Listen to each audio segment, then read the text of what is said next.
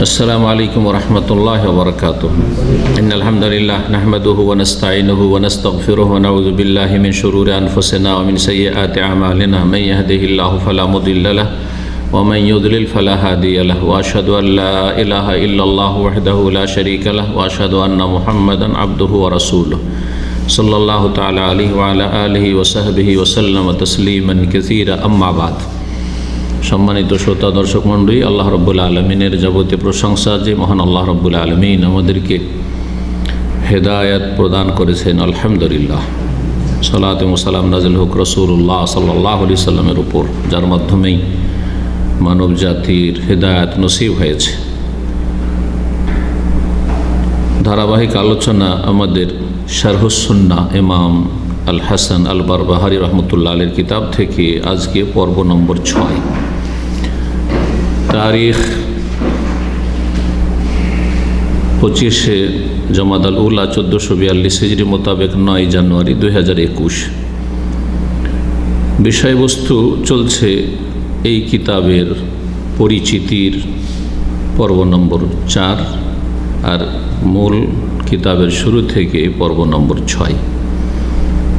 কিতাবের পরিচিতি সম্পর্কে আমরা এই 4টি আলোচনা তো ইনশাআল্লাহ তাআলা শেষ করব, তারপরে মূল কিতাব বিস্তারিত আমরা শুরু করব।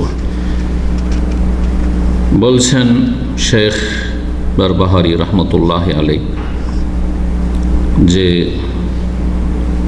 বা এই কিতাবের মুহাক্কিক গবেষক বলছেন ইমাম বারবাহারি রহমতুল্লাহ আলাইহি সম্পর্কে, ওয়াহাসা আলাল মাসকি বিল আমরিল আউয়ালিল আতিক। ইমাম আল হাসান বারবাহারি রহমতুল্লাহ আলাইহি তিনি উৎসাহিত করেছেন প্রাচীনতম নির্দেশকে আঁকড়ে ধরার জন্য। প্রাচীনতম নির্দেশ অর্থাৎ রাসূলুল্লাহ সাল্লাল্লাহু আলাইহি ওয়াসাল্লামের সুন্নাহ, এই দিনের প্রাচীন নির্দেশ, আর তারপরে খোলাফায়ে রাশেদিন, আর বিশেষ করে তিনি তার কিতাবে আলোচনা করেছেন যতদিন পর্যন্ত উম্মতে ইখতিলাফ, বিরোধ বা ফিতনা শুরু হয়নি। আবু বকর সিদ্দিক রাদিয়াল্লাহু তাআলা আনহুর আমল, আমিরুল মুমিনিন ওমর রাদিয়াল্লাহু তাআলা আনহুর আমল, আর তারপর উসমান রাদিয়াল্লাহু তাআলা আনহুর শাহাদাত পর্যন্ত, আর তারপর ইখতিলাফ শুরু হয়েছে। বিশেষ করে এই সময়টা আল আমরুল আউয়াল আল আতিক আঁকড়ে ধরার জন্য উৎসাহিত করেছেন। ওয়াশাদ্দাদ আলা ওজুবি তাসলিম বিমা হাওয়াহু কিতাবাহ মিন মাসাইলিল আকিদা, এবং তিনি শক্ত ভাষায় মেনে নেওয়া আবশ্যক বলেছেন যা কিছু তার কিতাবে আকিদার মাসাইলগুলি রয়েছে। আকিদা সম্পর্কে তিনি যেসব বিষয় আলোচনা করেছেন, যেহেতু সেসব বিষয়গুলি কোরআন সুন্নাহ ভিত্তিক, সেজন্য তিনি শক্ত ভাষায় তাগিদ করেছেন ওয়ান্নাল আখযা বিহাতমুল লাজিম, আর এই আকিদার বিষয়গুলি গ্রহণ করা হচ্ছে অত্যন্ত জরুরি বা আবশ্যক। আর তারপরে ফিতনা বহুমুখী যে যুগে যুগে দেখা দেবে, ফিতনার সময় একজন মুসলিমের ভূমিকা কেমন হবে সেই দিকে ইঙ্গিত করেছেন ফিতনা থেকে বাঁচার জন্য। তারপরে সতর্ক সাবধান করেছেন তারকা আর দিকে তাকানো বা তারকা দিয়ে কোনো কিছু নির্ধারণ করা থেকে। এই তারকার সাথে সম্পৃক্ত করে অনেকে অনেক কিছু, অথবা তারকা যেমন যারা জ্যোতিষী তারা যেসব কাজগুলি করে শিরকি কুফরি, এসব থেকে সতর্ক সাবধান করেছে। ইল্লা মালা বুদ্দা মিনহু, তবে যা আবশ্যক, তারকার সাথে সম্পৃক্ত কোনো কিছু যদি আবশ্যক হয় বলে বোঝাতে চেয়েছেন, আসল কিতাবে আসবে। যেমন সালাতের সময়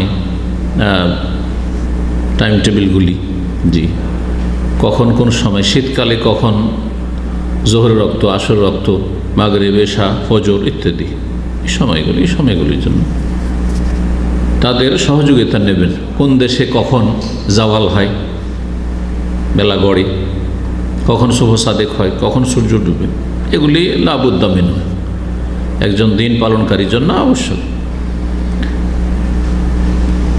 এবং তার সাথে ইলমুল কালাম থেকে সতর্ক সাবধান করেছেন। ইলমুল কালাম আশায়রা আর মাতুরিদিয়া ফিরকাগুলি যে তারা চর্চা করত, তাদের এই আকিদা আশারি মাতুরিদি আকিদা, এগুলি থেকে সতর্ক সাবধান করেছেন।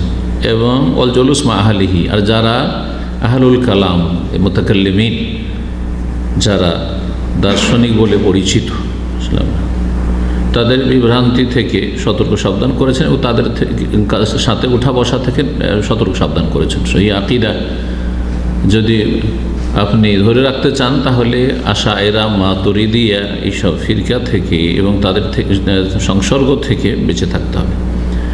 তারপর আল্লাহ রাব্বুল আলামিনের ভয় ভীতির গুরুত্বর দিকে ইঙ্গিত করেছেন এবং তিনি বলেছেন ওয়ান্নাহু সাবিলুস সালিহিন, আল্লাহর নেক বান্দা যারা ওলিয়া উলিয়া তাদের পথ হচ্ছে আল্লাহর ভয় ভীতি, সবসময় আল্লাহকে ভয় করবে।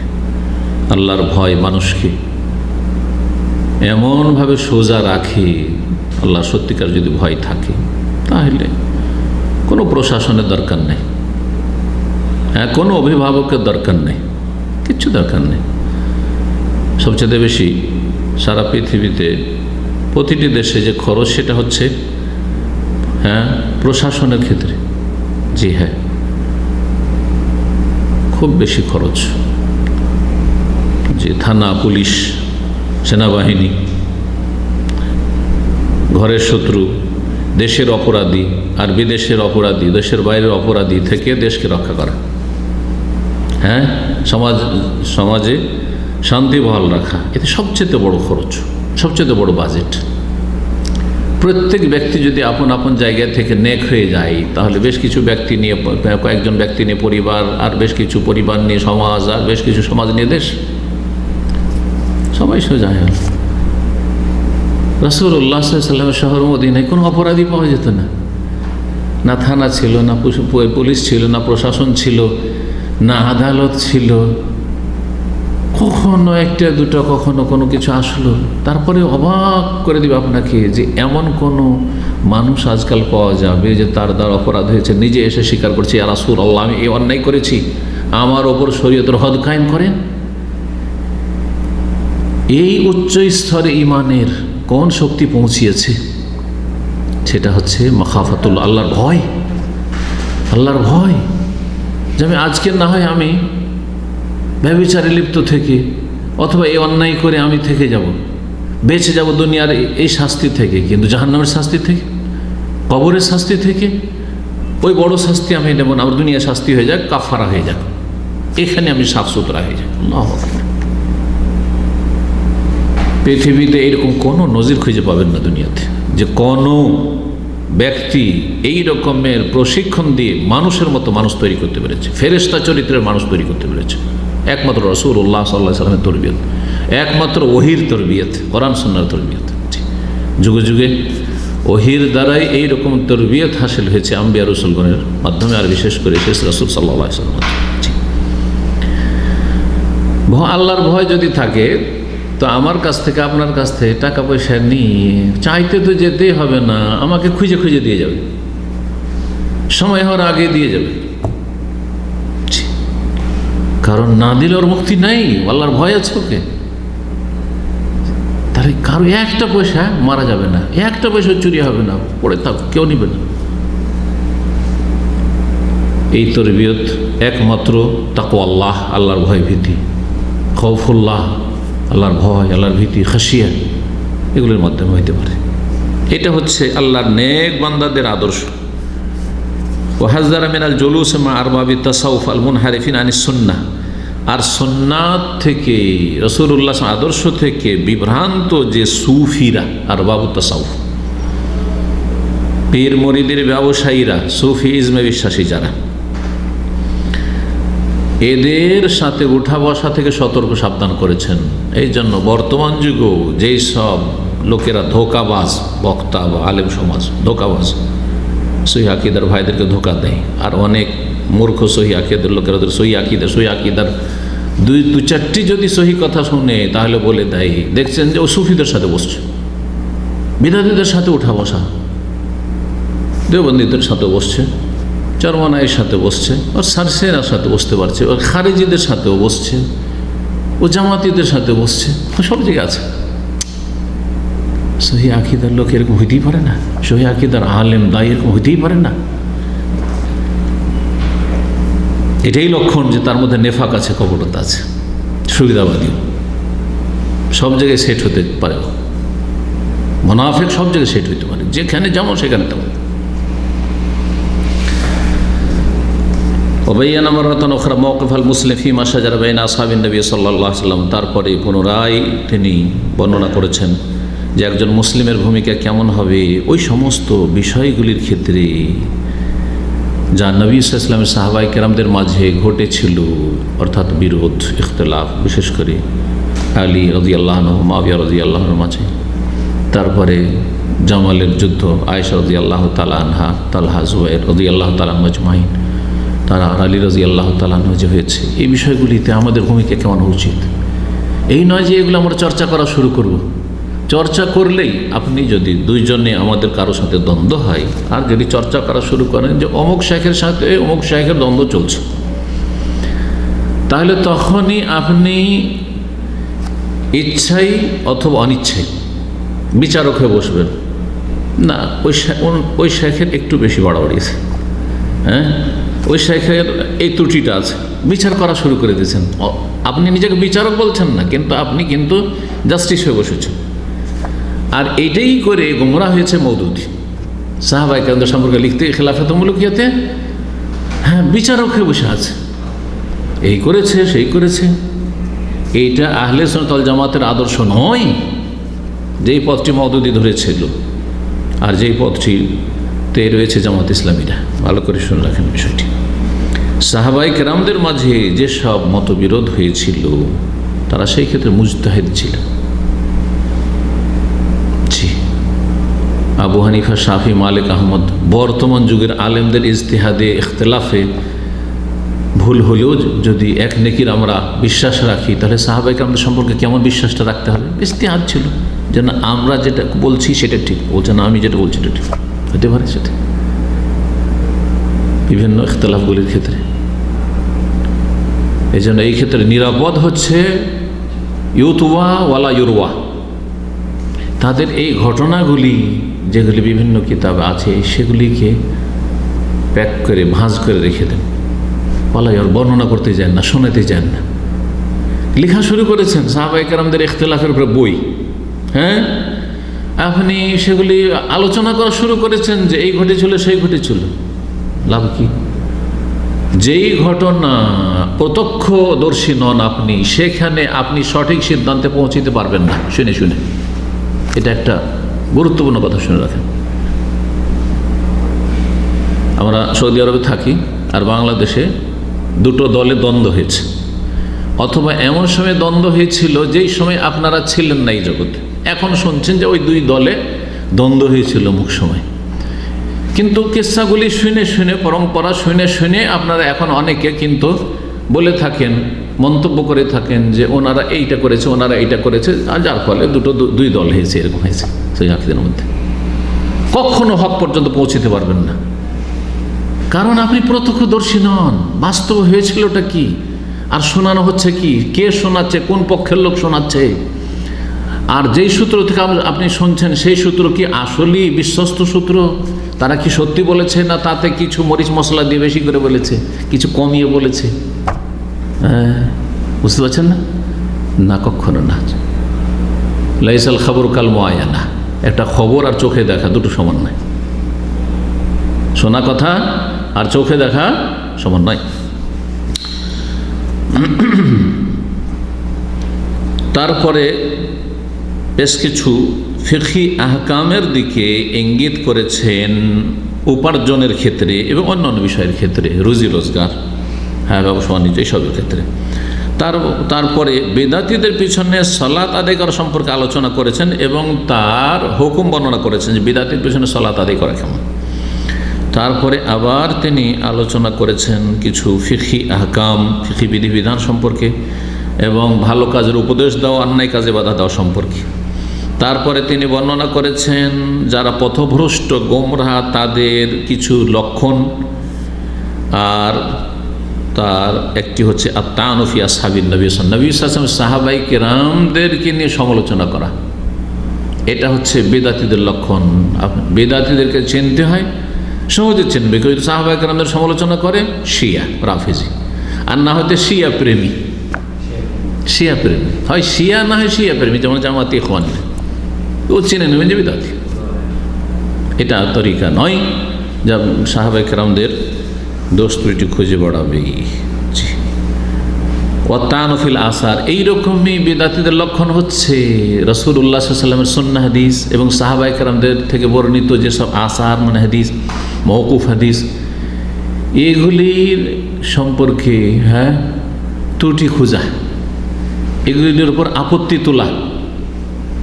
জি, যেমন মযহাবি তাআসসুব একটি বিদআত, মযহাবি গোঁড়ামি, মযহাবের পক্ষ নেওয়া, মযহাবকে ফরজ করে নেওয়া, কোনো একটা মযহাব মানা ফরজ, এটা একটি বেদাত। এই বেদাতের লক্ষণ কি? আমাদের মযহাবের খেলাফ যদি হাদিস হয় তো মনসুখ, রফেদান মনসুখ। সহিহ হাদিস হলো না জয়ীফ, এই যে হাওয়া কুপ্রবৃত্তির অনুসরণ, যেমন হানাফিরা রফেদান হাদিস মনসুখ, সহিহ হাদিস মনসুখ। দলিল কোথায়? দলিল কোনটা আগের কোনটা পরের? প্রমাণ করুন তো দেখি। কোনো প্রমাণ নেই। একটা বা দুটা জয়ীফ হাদিস, আর জয়ীফ হাদিস দিয়ে এত সহিহ হাদিসগুলিকে, মশহুর মুতাওয়াতির হাদিসকে মনসুখ, এগুলো হচ্ছে কুপ্রবৃত্তির অনুসরণ। এগুলো হচ্ছে বিদাতিদের লক্ষণ। মযহাবি তাআসসুব একটি বিদাত। সুন্দর একটি কিতাব রয়েছে মযহাবি গোঁড়ামির উপর, বিদাতুত তাআসসুবুল মাযহাবি, বিদাতুত তাআসসুবুল মযহাবি গোঁড়ামির বিদাত, যেটা চতুর্থ শতাব্দীতে, 300 বছর ছিল না, চতুর্থ শতাব্দী থেকে বিদাত শুরু হয়েছে। যে একটা মযহাব ফরজ নয় হানফি হইতে হবে, না শাফি, নয় মালিকি, হাম্বলি হইতে হবে। তার আগের লোকেরা কী ছিলেন? আবু হানিফার বাপ কী ছিলেন? শাফির বাপ দাদা কী ছিলেন? ইমাম মালিকের বাপ দাদা কী ছিলেন? মুহাম্মদ বিন হাম্বলের পূর্বপুরুষরা কী ছিলেন? না ইমাম জামের আগেই তারা হানফিয়া, শাফি, মালিকি, হাম্বলি হয়েছিলেন? তারা যদি নাজাত পেয়ে থাকে কোরআন সুন্নাহ অনুসরণ করে, তো আজকালকার লোকেরা কেন নাজাত পাবে না? কোত্থেকে ফরজ হলো? কোন ওহী ভবিষ্যৎবাণী ছিল যে 300 বছর পরে ইমামরা আসবে, তখন তাদের মুকাল্লিদ হয়ে যেও, এক ইসলামকে 4 ভাগে ভাগ করি? কোথায় আছে এগুলো? মযহাবি তাআসসুব। তারপরে পুনরায় তিনি আলোচনা করেছেন শাসকের আনুগত্য সম্পর্কে, অসসাবরু আলা জাওরিল আইম্মা, এবং নেতাদের জুলম অত্যাচার, যার নেতৃস্থানীয় ব্যক্তি, সে বড় নেতা, বড় শাসক হোক, রাষ্ট্রপতি, প্রধানমন্ত্রী অথবা তার অধীনে যতগুলি আছে, এদের যে জুলম অত্যাচার, এর ওপর সবর করা, ধৈর্য ধারণ করা।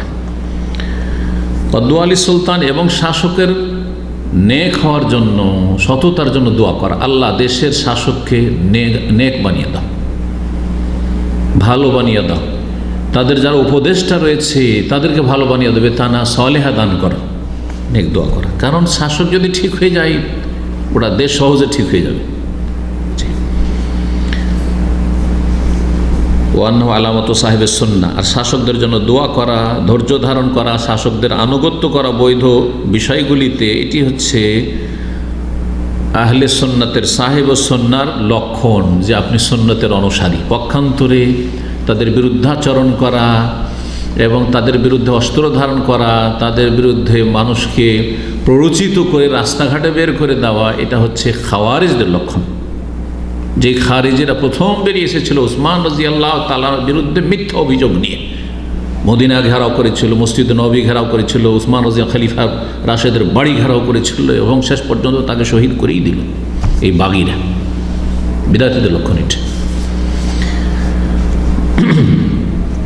পুনরায় তিনি ইঙ্গিত করেছেন যারা কুপ্রবৃত্তির অনুসারী এবং বেদাতি, তাদের কিছু আলামত বা লক্ষণের দিকে। তারপরে তিনি পুনরায় বর্ণনা করেছেন আহলে সুন্নাতের বেশ কিছু লক্ষণের দিকে, যে এগুলি হচ্ছে আহলে সুন্নাতের আলামত বা লক্ষণ। তারপরে তিনি বর্ণনা করেছেন যে মানুষ যখন কুপ্রবৃত্তির অনুসারী হয়, তখন তারা তরবারি হাতে উঠিয়ে নেয়। খেয়াল খুশি যখন ধর্মকর্ম শুরু করবে, তখন হাতে অস্ত্র ধারণ করবে। আজকাল সরকারের জুলম অত্যাচারের কারণে বা বিভিন্ন নেতাদের জুলম অত্যাচারের কারণে, তাদের কিছু ইসলাম বিরোধী কর্মকাণ্ডের কারণে, তাদের উপর যে এই নাস্তিক আর তাগুত, অমুক আর তমুক, এই যে ফতুয়াবাজিগুলো, আর এর মাধ্যমে দেশের জনগণকে কি করে দেওয়া, প্ররোচিত করে দেওয়া, সরকার উস্কিয়ে দেওয়া। আর তারপরে এর ফল স্বরূপ কি হচ্ছে, যে কিছু লোক আবেগী অস্ত্র ধারণ করে নিচ্ছে, যে মার, এদের আন্ডারে যত প্রশাসনের লোকেরা আছে এদেরকে মার, মেরে জান্নাত যা। এভাবে তো খারিজি তৈরি হচ্ছে, এদেরকে মারলেই জান্নাত যাওয়া যাবে। এরা মুনাফিক। নবী সাল্লাল্লাহু আলাইহি ওয়াসাল্লামের জামানায় যত বড় মুনাফিক ছিল, অত বড় মুনাফিক পৃথিবীতে আর কেউ হয়নি হবে বলে। আব্দুল্লাহ বিন উবাই মুনাফিকের চাইতে, যেই মুনাফিককে আল্লাহ বলেছেন ওয়াল্লাযী তাওয়াল্লা কিবরা, সে সবচেয়ে বড় অপরাধী, আল্লাহ কোরআন ভাষা বলছেন। তাকে আল্লাহ শাস্তি দেননি, তাকে রাসূলুল্লাহ শাস্তি দেননি। কতবার সাহাবীরা বলেছেন, ওমর রাদিয়াল্লাহু আনহু বলেছেন যে দানি আজরে ওয়ানো হাযাল মুনাফিক ইয়া রাসূলুল্লাহ, আমাকে শুধু পারমিশন দেন এই মুনাফিকের গর্দনটা উড়িয়ে দিই আমি। আল্লাহ লা ইয়াতাহাদ্দাসুন নাস, যাতে মানুষ বলার সুযোগ না পেয়ে যায়, আন্না মুহাম্মাদান ইয়াকতুল আসহাবা, মুহাম্মদ তার সাথী সঙ্গীকে খুন করেছে রে, আর এই ধর্ম কবুল করবি তোকেও খুন করবে, বিভ্রান্তি ছড়িয়ে দেবে। তারপরে লম্বা আলোচনা করেছেন তিনি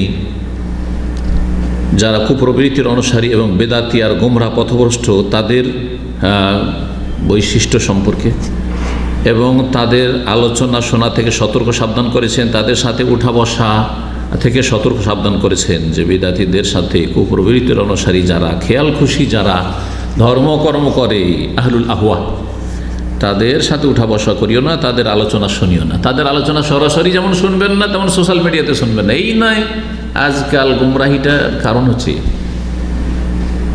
একটা বড় ফিতনা, সোশ্যাল মিডিয়াতে সহি আকীদা আলেমের পাশাপাশি বিদাতির আলোচনা। দেখি একটু শুনে কি বলছে, খালি দেখি একটু শুনে আপনার কতটা যোগ্যতা আছে যে আপনি জাস্টিফাই করবেন এটা ভুল এটা ঠিক। সুতরাং সাধারণের জন্য বেদাতির আলোচনা শোনা জায়েজ নয়, সাধারণ লোকের জন্য বেদাতিদের কিতাব পড়া জায়েজ নয়।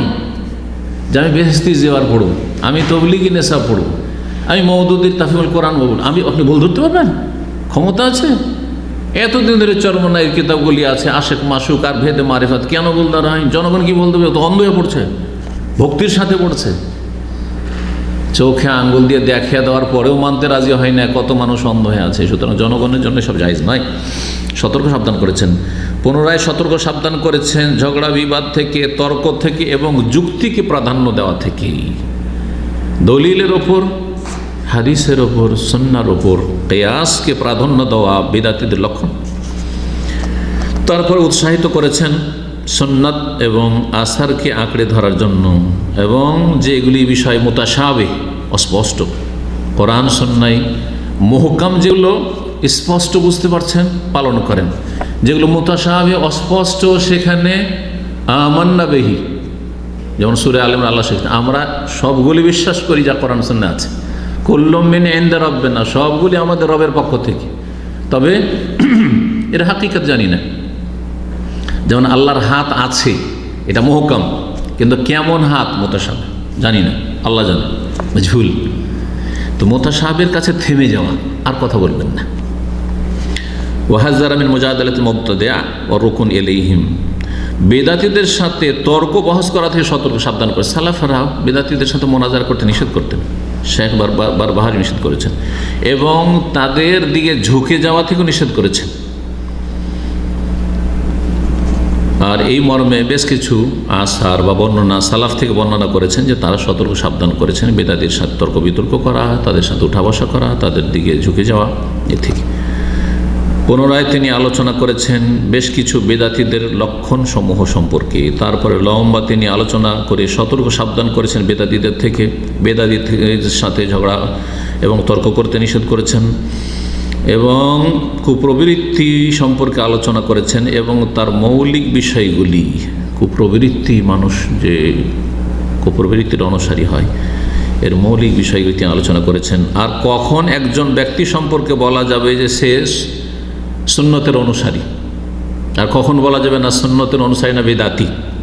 ওয়াহাজ্জারা মিন বিদআতিন যাহারাত ওয়া তাফাশশাত ফি আসরিহি, আর বিশেষ করে একটি বিদআত থেকে তিনি সতর্ক সাবধান করেছেন যা সেই যুগে, যার সূচনা হয়েছিল তার যুগে, সেটা হচ্ছে আল কওল বির রাজআ, ফিরে আসবেন। কে ফিরে আসবেন? আলী রাদিয়াল্লাহু তাআলা মারা যাননি, তিনি আবার আসবেন, চোখের আড়ালে চলে গেছে, আবার আসবেন এবং সারা পৃথিবীতে শিয়াদের রাষ্ট্র কায়েম হবে। ইরানিদের এটাই বিশ্বাস, হুসিদের এটাই বিশ্বাস, রাফিজি শিয়া যতগুলো আছে এদের এগুলোই বিশ্বাস। জি, রাজাত আলী।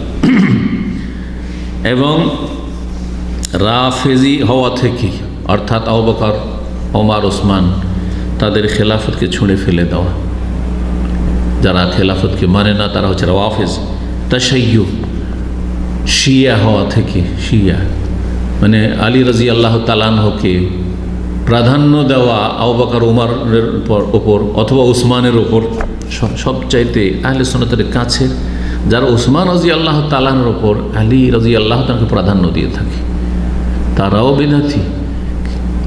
শিয়াদের মধ্যে হালকা বিদাতিরা, আর বাকিগুলো সবগুলি অধিকাংশই কুফরি আকীদাতে রয়েছে, মুকাজ্জিবিল কোরআন এবং কোরআন অস্বীকারী। তারপরে সাহাবায়ে কেরামদের সম্পর্কে আলোচনা করেছেন, আর একজন মুসলিমের সাহাবায়ে কেরামদের সম্পর্কে কেমন দায়িত্ব হওয়া উচিত বা কেমন করণীয় হওয়া উচিত বা কেমন ভূমিকা হওয়া উচিত আলোচনা করেছেন। আর তারপরে তিনি বর্ণনা করেছেন যে যেই ব্যক্তি অস্বীকার করবে অথবা সন্দেহ করবে কোরআনের কোনো একটি বিষয় অথবা হাদিসের সুস্পষ্ট সহিহ হাদিসের কোনো একটি বিষয়কে অস্বীকার যদি করে, অথচ হাদিস সহিহ, কোরআন কারীমের আয়াত, ফাকাদ লাকিয়াল্লাহ মুকাজ্জিবান, তাহলে আল্লাহর কাছে সে মিথ্যাবাদী হিসাবে হাজির হবে। সে মুকাজ্জিবুল কোরআন, কোরআনকে মিথ্যা প্রতিপন্ন করেছিল, অথবা রাসূলুল্লাহ সাল্লাল্লাহু আলাইহি ওয়াসাল্লামের সুন্নতকে সে মিথ্যা জ্ঞান করেছিল, মিথ্যা প্রতিপন্ন করেছিল। আর তারপর আলোচনা করেছেন যে সুন্নত হচ্ছে বা আহলে সুন্নতের আদর্শ হচ্ছে যে কাউকে গুনাহের জন্য সহযোগিতা করবেন না, যতই আপনার প্রিয়জন হোক না কেন, পাপের কাজে সহযোগিতা করবেন না। জি, যারা বেদাতি ঘরানা থেকে উঠে এসছেন, হয়তো আপনি হেদায়েত হয়েছেন, আপনার সাথে আরও 2-1 ভাই হয়েছে, কিন্তু গোটা পরিবার হয়নি। বাপ মারা যাচ্ছে, মা মারা যাচ্ছে, তখন বেদাতগুলি করছে না? কুলখানি, ফাতেহা খানি, 40 তো অমুক, হ্যাঁ গোটা এলাকাবাসীকে, গ্রামবাসীকে সবাইকে ভোজ করে খাওয়াবো। অনেকে সামলাইতে পারেন না, চাপের মুখে এসে টাকা দিয়ে পাঠাচ্ছেন, সৌদি আরব থেকে টাকা দিয়ে পাঠাচ্ছেন। আমি রাজি না, কিন্তু কি করব? না, জায়েজ নয়, কোনো সহযোগিতা জায়েজ নয়। গুনার কাজে সহযোগিতা করবেন, যেমন কাউকে মদ খাওয়ার জন্য, ব্যভিচারের জন্য সহযোগিতা হারাম, তেমনই শিরক বিদআতের জন্য সহযোগিতা হারাম। ওয়ান্না তওবাত ফরিদাতুন আলাল ইবাদ, আর বান্দার উপর তওবা ফরজ, বরং তওবা যখনই গুনাহ হয়েছে তখনই আলাল ফৌর, সাথে সাথে ফরজ, বিলম্ব করে নয়। কারণ বিশ্বাস নেই যে কখন নিঃশ্বাস চলে যায়। মুসলিমদের জন্য ফরজ হচ্ছে যে নবী সাল্লাল্লাহু আলাইহি ওয়াসাল্লাম যার জন্য জান্নাতের সাক্ষী দিয়েছেন, প্রতিটি মুসলিম তার সাক্ষী দেবে। নবী সাল্লাল্লাহু যদি কাউকে বলে থাকেন যে অমুক সাহাবী জান্নাতি, অমুক জান্নাতি, তো আমিও সাক্ষী দিচ্ছি জান্নাতি, কারণ তিনি ওহী ভিত্তিক বলেছেন। আর কেউ যদি এটা না করে, নবী সাল্লাল্লাহু আলাইহি ওয়াসাল্লাম বলছে আবু বকর ফিল জান্নাহ, আবু বকরিন ফিল জান্নাহ, ওয়া ওমর ফিল জান্নাহ, ওয়া উসমান ফিল জান্নাহ। আর রাফেজি শিয়া বলছেন না, তাহলে বলছেন অমাল্লাম ইয়াফাল হাযা, কেউ যদি নবী সাল্লাল্লাহু আলাইহি ওয়াসাল্লামের সাক্ষীতে হ্যাঁ না করে, সাক্ষী না দেয়, ফাহুয়া মুবতাদিউন দাল্লুন, তাহলে সে বিদআতি পথভ্রষ্ট, সে বিদআতি পথভ্রষ্ট। ওসমান রাদিয়াল্লাহু তাআলা সম্পর্কে সাক্ষী দিয়েছেন রাসূলুল্লাহ সাল্লাল্লাহু আলাইহি ওয়াসাল্লাম। জি হ্যাঁ, পাহাড়ের ওপর ছিলেন আর পাহাড় কেঁপে উঠেছিল। কি বলছে? ওসবত, হ্যাঁ অহদ, এই অহদ তুমি এত নড়াচড়া কাঁপা কেন শুরু করেছো? ওসবত, ফামা আলাইকা ইল্লা সিদ্দিকুন, তোমার ফামা আলাইকা ইল্লা নবিয়ুন, তোমার ওপর একজন নবী আছেন মুহাম্মদ সাল্লাল্লাহু আলাইহি ওয়াসাল্লাম, ও সিদ্দিকুন, একজন সিদ্দিক আছেন আবু বকর সিদ্দিক, ও শহীদান, আর 2 শহীদ আছেন। 2 শহীদ কে? ওমর এবং উসমান। তাহলে চিন্তা করো, রাদিয়াল্লাহু তাআলা আজমাইন, কেউ যদি সাক্ষী না দেয়, উসমান রাদিয়াল্লাহু তাআলা সমালোচনা, রাফেজি শিয়া তো করছে, যদি জামাত ইসলামের ইমাম মওদুদিও যদি করে, তাহলে কি বলবেন? বিদাতি না? অবশ্যই, জি হ্যাঁ। তারপরে কিতাবকে সমাপ্ত করেছেন বেশ কিছু সালাফ থেকে বর্ণিত আসার বা বর্ণনা দিয়ে। কি সম্পর্কে? ফিলোজুমি সুন্নাহ, যে সুন্নাহকে আঁকড়ে ধরতে হবে, ওয়াত্তিবাইল আসার, এবং রাসূলুল্লাহ সাল্লাল্লাহু আলাইহি ওয়াসাল্লাম সাহাবায়ে কেরাম থেকে বর্ণিত যেসব রিওয়ায়াত রয়েছে, বর্ণনা রয়েছে, সেগুলির অনুসরণ করতে হবে। ওয়াল হাজর কুল্লাল হাজর মিন আসহাবিল আহওয়াই ওয়াল বিদ'i ওয়াজ যায়গ ওয়াদ দালাল, এবং পুরোপুরি সতর্ক সাবধান থাকতে হবে কুপ্রবৃত্তির অনুসারীদের থেকে, বিদাতীদের থেকে, যারা বক্রপথের পথিক, গোমরা পথভ্রষ্ট তাদের থেকে। এই ছিল এই কিতাবের মূল বিষয়বস্তু, যা কয়েকটি পর্বে আমরা আলোচনা করলাম। এতে থেকে সুস্পষ্ট হয়ে উঠেছে যে এই লেখক শারহুস সুন্নাহ ইমাম আল হাসান আল বারবাহারি রহমতুল্লাহ আলাইহি এই কিতাব থেকে তিনি উদ্দেশ্য করেছেন সালাফি আকিদা, অর্থাৎ সালাফে সালেহিনের আকিদার ফলকসমূহ সুস্পষ্ট করা, যে সহি আকিদা বা সালাফে সালেহিনের আকিদা কী, এবং তার সাথে সম্পৃক্ত বিষয়গুলি, এবং যারা সালাফে সালেহিনের আকিদার অনুসারী তাদের বৈশিষ্ট্যগুলি তিনি বর্ণনা করতে চেয়েছেন। এই রকমই যারা সালাফে সালেহিনের আকিদা বিরোধী তাদের যেই গুণগুলি রয়েছে, যে লক্ষণ রয়েছে, যেগুলি দিয়ে চেনা যাবে যে এরা বেদাতি, সেগুলিও বর্ণনা করেছেন, এবং তাদের পথ থেকে সতর্ক সাবধান করেছেন, এবং তাদের সাথে কেমন আচরণ করতে হবে সেই বিষয়গুলি তিনি আলোচনা করেছেন। এতে থেকে স্পষ্ট হয়ে উঠেছে যে সুন্নাহ মানে কি সালাফদের কাছে। সুন্নাহ মানে কি? সুন্নাহ মানে ফিকার পরিভাষায় সুন্নাহ না, যেটা ফরজের পাশাপাশি সুন্নাহ, ওই নয়। সুন্নাহ তার ফরজ, এটা হচ্ছে ফিকহি পরিভাষা। হ্যাঁ, আর মুহাদ্দিসিনদের পরিভাষা হচ্ছে সুন্নাহ মানে কোরআনের পাশাপাশি, কোরআন সুন্নাহ, কোরআন এবং সুন্নাহ, কোরআনে কারীম আর সুন্নাহ মানে হাদিস। আর সালাফদের কাছে যারা আকিদার আলোচনা করেছেন তারা সুন্নাহ বলতেন কাকে? আকিদার মৌলিক বিষয়গুলি এবং তার সাথে সংশ্লিষ্ট। আর পুরোপুরি সুন্নাহ হচ্ছে আকিদা, আর তারপর ইবাদত বন্দেগী, আর আখলাক, মুআমালাত, লেনদেন, আদান প্রদান, সবগুলির নাম সুন্নাহ, অর্থাৎ রাসূলুল্লাহ সাল্লাল্লাহু আলাইহি ওয়াসাল্লামের ছেড়ে যাওয়া জীবন আদর্শ। সেটা প্রথম আকিদা, আর ইবাদত, আর তারপরে আখলাক, মুআমালাত, সবগুলি ওই কথাই বলবেন এখানে। তো সুন্নতের অর্থ এই লেখকের কাছে কি, এবং তিনি কি উদ্দেশ্য করেছেন? উদ্দেশ্য করেছেন আল ইতিকাদ, আকিদা সম্পর্কে আলোচনা করা, ও বায়ানু মা ইউলহাকু বিল ইবাদাত, এবং এর সাথে সংশ্লিষ্ট যে ইবাদত বন্দেগী রয়েছে। আপনার আকিদা ঠিক, তাহলে ইবাদত ঠিক হইতে হবে। এই নয় যে আমার পরকালের আকিদা ঠিক আছে, পরকালে বিশ্বাসী, আর পরকালে জবাব দেওয়ার জন্য প্রস্তুত না।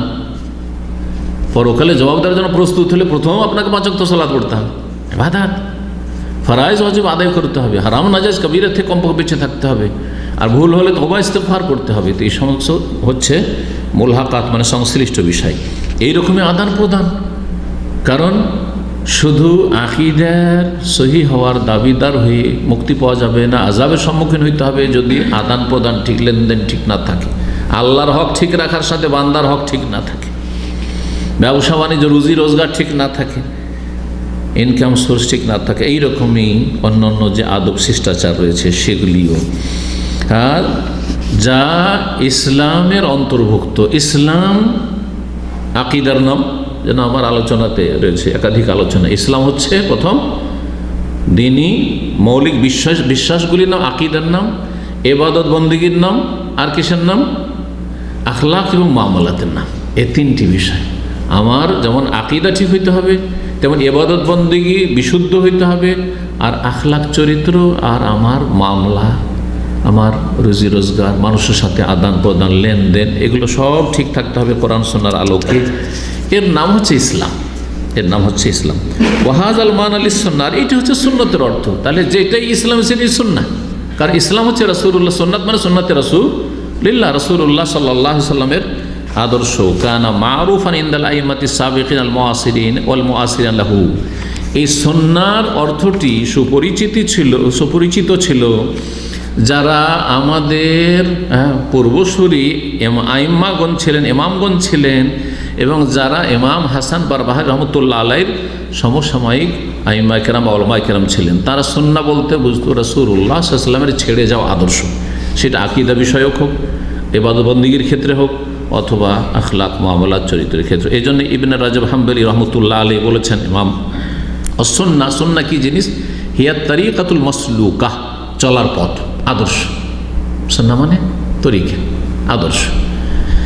ফয়াশমালুত তামাসসুক বিমা কানা আলাইহি সাল্লাল্লাহু আলাইহি ওয়াসাল্লাম হুয়া ওয়া খুলাফাউ রাশিদুন। সুতরাং এই সুন্নাত কথাটি শামিল হবে রাসূলুল্লাহ সাল্লাল্লাহু আলাইহি সাল্লাম যার ওপর ছিলেন তাকে আঁকড়ে ধরা, যে আদর্শের উপর সেই আদর্শকে আঁকড়ে ধরা, এবং খোলাফায়ে রাশিদিন আবু বকর, ওমর, ওসমান, আলী রাদিয়াল্লাহু আজমাইন তারা যে ছিলেন যে আদর্শ তাকে আঁকড়ে ধরা। মিনাল এতেকাদাতে, আকিদার ক্ষেত্রে, ওয়াল আমাল, আমলের ক্ষেত্রে, ওয়াল আকওয়াল, কথার ক্ষেত্রে। ওয়াহাযিহি সুন্নাতুল কামিলা, এটি হচ্ছে পূর্ণাঙ্গ সুন্নাত, এটি হচ্ছে পূর্ণাঙ্গ সুন্নাত।